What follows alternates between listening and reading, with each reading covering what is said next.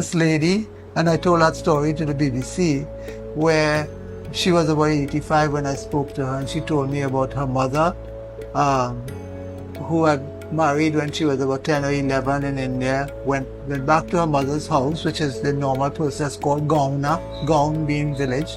So she goes to her mother's village and stays there until she is physically mature, comes to her husband's house to live with him and the parents, and after a week he disappears. They can't find him. You heard that story already? No, I haven't. No, yeah. So they can't find any trace of him, and they start to blame her. They say, all the time he was with us, almost 20 years, and as soon as you come, a week after he's gone, you are the cause. And she said, no, I don't know where he went.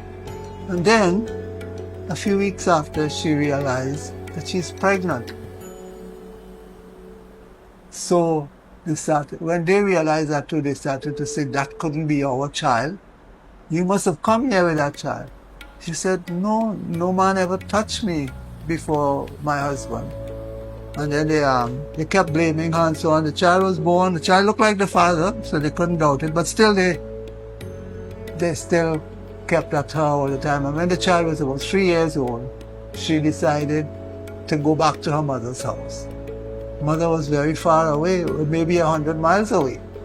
So she took the child along and walking, but in those days of indentured, people used to listen. The recruiters, they're listening for your vulnerability. And they found out that they realized what is happening. And they approached her and said, why are you suffering in the rain and sun like that with this child? I know where your mother lives. I could take you to your mother's place. But next thing you know, she was on a ship bound for Trinidad. When she got here, they told her, don't worry, you're just going to a place, all you have to do is to sift sugar and thing, and you'll get a lot of money, and then you come back and go to your mother's house in a few years. But of course, it was 10 years you had to be in Trinidad before you could go back. So she came here and they put her in Sandy Grande, in a non-Paria estate, where they scorpions in a cocoa estate. So there are scorpions and centipedes and snakes and all kinds of things. And she's crying all the time, but this is not what you promised me. And after about 2 years, an overseer heard her and said, well, listen, I'll transfer you. And he got her transferred to Caroni Estate. The child is about 5 now. And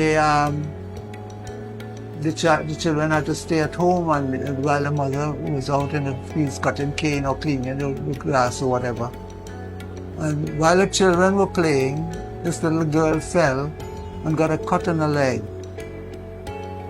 And the children started screaming. She's screaming, the children are screaming, they don't know what to do.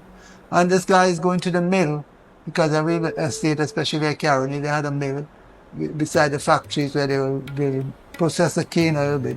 So he runs over and he said, no problem, don't worry. He took some tobacco and put it, because that's what they used to do in the morning. That stopped the bleeding, tied it up, took her on her bed, found out. And in the evening when the mother comes home, she's all crying and thinking, wondering what happened to her child.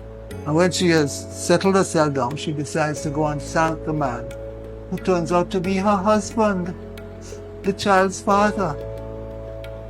So these are the kind of stories that I go through. And as I tell the people, I can't give them up. I expect every story. I say you learn so much from these things,